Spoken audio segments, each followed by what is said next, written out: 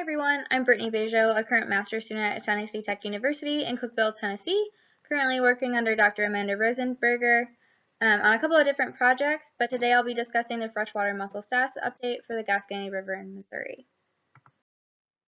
The Gasconade River in central Missouri starts in the southern area of the state in the Ozarks and runs north for about 270 miles, where it dumps into the Missouri River.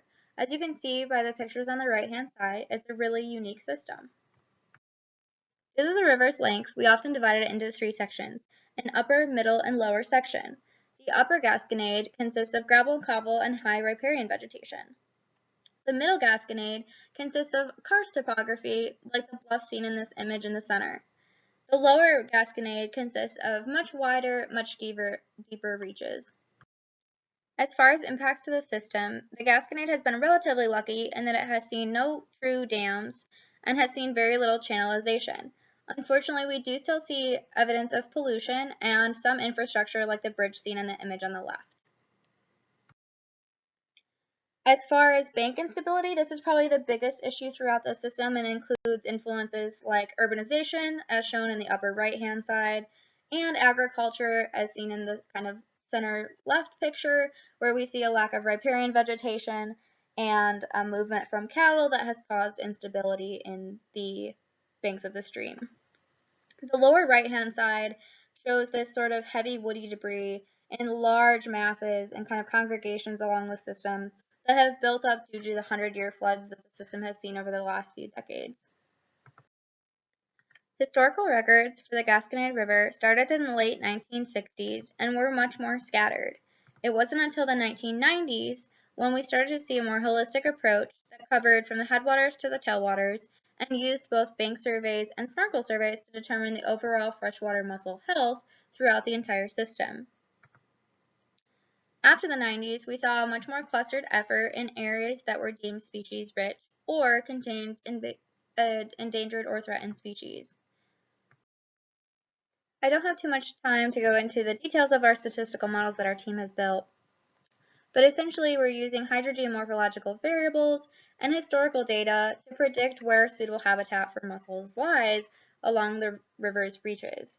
So what you end up with is a hot-cold map as seen in the image on the left, where mussels are most likely and less likely. We used this hot and cold system to determine areas where we would spend our time doing bank surveys. As a result, we ended up covering over 150 data points along the entire system. Unfortunately, we were unable to access that middle reach where you see a gap due to water availability and also the headwaters where there was a lack of water.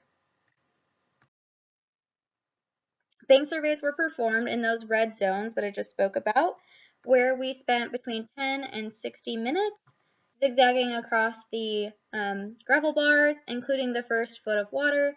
All the mussels were collected, put into a pile, and then sorted by species. So this did include live species as seen on the image on the right-hand side. Overall, we detected 36 different species, so that's the large list seen on the left, including the 5 threatened and endangered species in the lower left-hand corner. There were areas that we saw possible recruitment and areas where we detected mantle lures. As far as future implications go, I'm currently working on a statistical analysis for community composition to analyze the shift in the system from 1990 till 2020 to see kind of how things have shifted. We also were able to locate some new mussel beds,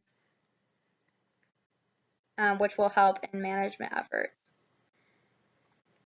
I'd like to thank everyone who was involved, including Missouri's Department of Conservation and Tennessee Tech Cooperative Fisheries Unit, as well as my team. I truly could not have done it without them, Dr. Amanda Rosenberger, Kristen Womble, Jack Fetters, and Adam Walker.